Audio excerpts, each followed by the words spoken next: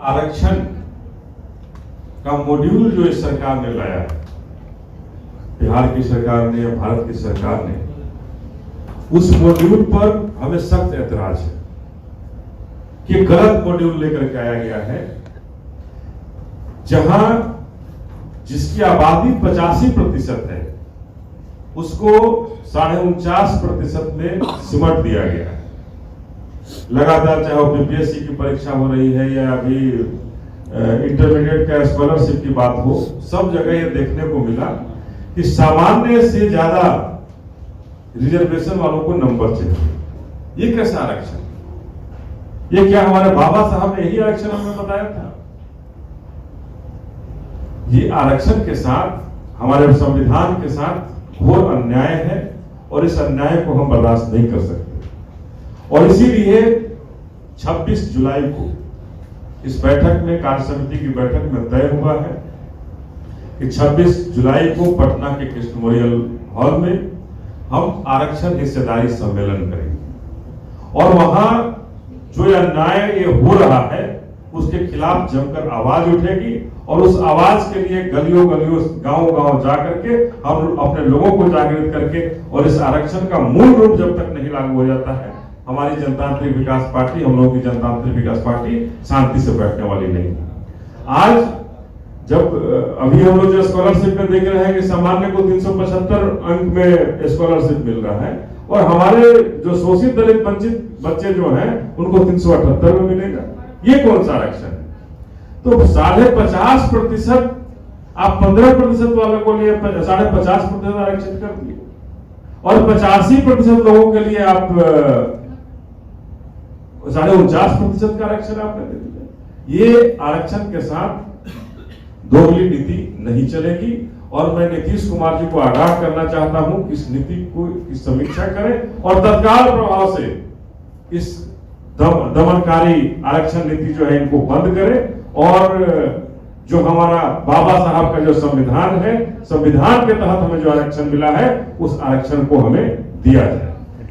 इसीलिए हम लोग 26 जुलाई को आरक्षण हिस्सेदारी सम्मेलन रख रहे हैं।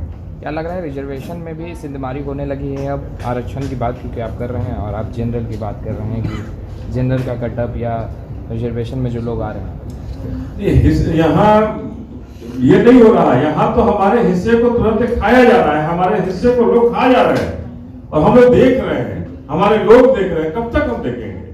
ये जब से उत्तर प्रदेश में यह बदलाव हुआ उसके बाद भारत के हर एक प्रदेश में जहां जहां उनकी सरकारें हैं उन्होंने बदल दिया इस नीति को। हम उस नीति का विरोध करेंगे और आरक्षण हमारा अधिकार है, हमारा हक है, हमारा हुकूक है।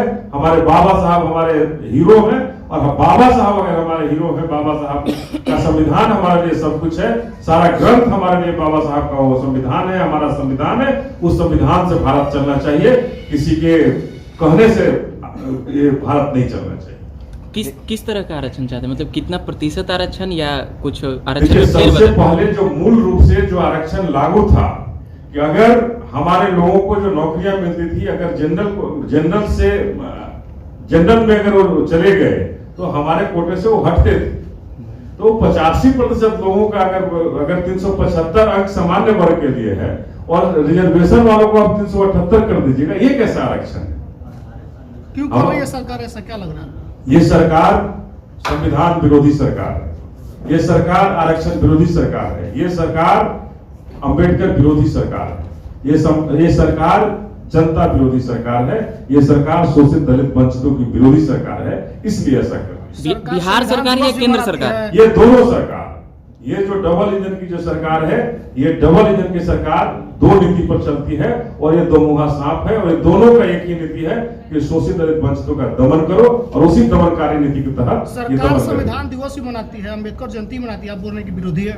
ये दिवस मना करके उनका गला रखने वाली सरकार है, अम्बेडकर जी पर फूल चढ़ाती है और उनके लोगों का गला रखने वाली सरकार है। उनके लोगों को कभी न्याय नहीं देती है, उनके खिलाफ उन्हें हमेशा अन्याय से उन्हें पराजित करने के काम करने वाली है सरकार। देश के प्रधानमंत्री नरेंद्र मोदी बिहार की राजधानी पटना पहुंच रहे सर 12 तारीख को। देखिए, ये उनका कार्यक्रम हो सकता है ये बिहार के अवाम को ठगने वाली सरकार है, बिहार के लोगों को ठगने वाली सरकार है। वो आ रहे हैं, इससे हम बिहार के लोग खुश नहीं हो सकते, क्योंकि आज ये सरकार को लगभग 17 साल से ज्यादा हो गए। इस डबल इंजन की सरकार को मिला ले तो 17 साल से ज्यादा ये सरकार चल रही है।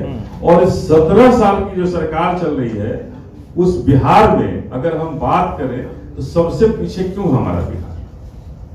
आज अगर आप पर कैपिटा इनकम की बात करें तो भारत का एवरेज 1.25 लाख है और बिहार का हमारा 50,000 से नीचे है। तो कैसी डबल इंजन की सरकार है? ये डबल इंजन की सरकार नीतीश कुमार तो यही कहते थे कि जब तक विशेष राज्य का दर्जा नहीं मिलेगा हम कुछ नहीं करेंगे। फिर उनके गोद में जाके बैठ गए हैं। तो ये लोग सत्ता के सुख के लिए कुछ भी करने को तैयार है, किसी की भी बलि चढ़ाने को तैयार है। सत्ता सुख चाहिए। सरकार एक तरफ कर रही है मोदी नगर और नीतीश नगर बनाने की बात करती है, दूसरी तरफ नगर ये क्या बनाएंगे लोग? ये तो जनता विरोधी सरकार है, तो जनता विरोधी को नगर नहीं बचा सकती है। ये लोग तो कहने आए थे कि हम मेट्रो सिटी बना रहे हैं।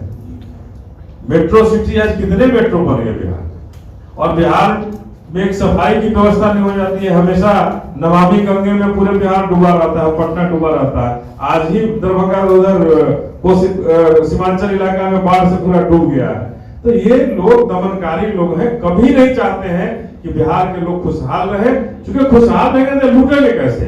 ये लूटने वाले लोग हैं।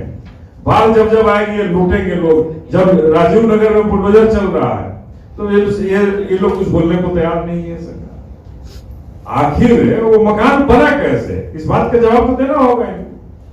आप एक तरफ मकान बनाते हैं, रजिस्ट्री करवाते हैं, और दूसरी तरफ आपके लोग बुलडोजर लेकर पहुंच जाते हैं। अधिकांश मकान मालिकों को नोटिस नहीं दिया गया था, घर तोड़ दिए गए। देखिए, हम तो कह ही रहे हैं ना कि ये सरकार दमन विरोधी है, दमन करने वाली सरकार है।